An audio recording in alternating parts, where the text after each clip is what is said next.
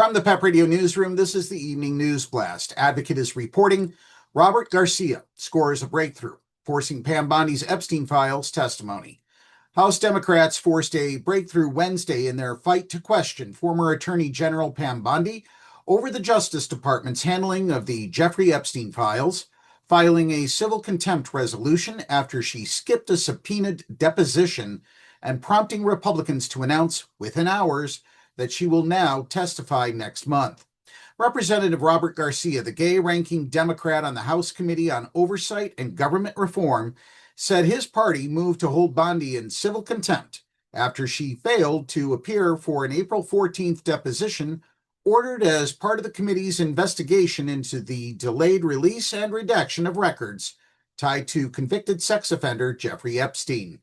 Just a few minutes ago, we filed official contempt charges against Pam Bondi, Garcia told reporters at the Capitol, accusing Bondi of refusing to answer questions about what Democrats have described as a broader effort to shield politically damaging information.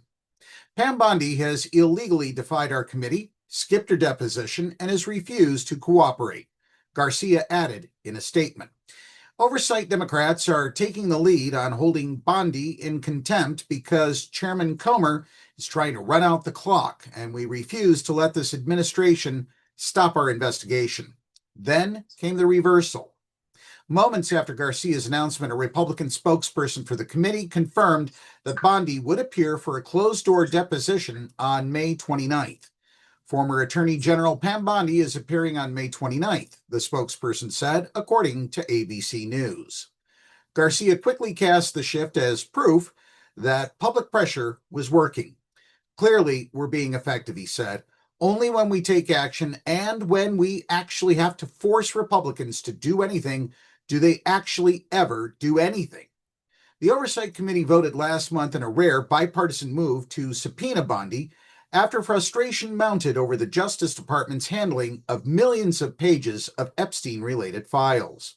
Lawmakers from both parties raised alarms over delayed disclosures, extensive redactions, and the accidental release of some victims' identifying information.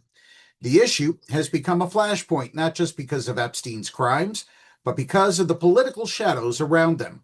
Who knew what, when, and whether the public is being allowed to see the full picture. Bondi had been ordered to testify while serving as Attorney General, but after President Donald Trump fired her earlier this month, the Justice Department argued that she was no longer required to appear because the subpoena was issued in her official capacity. Democrats rejected that explanation, arguing that Bondi's personal knowledge of the department's decisions made her testimony essential regardless of her title. That's the News Blast for this hour.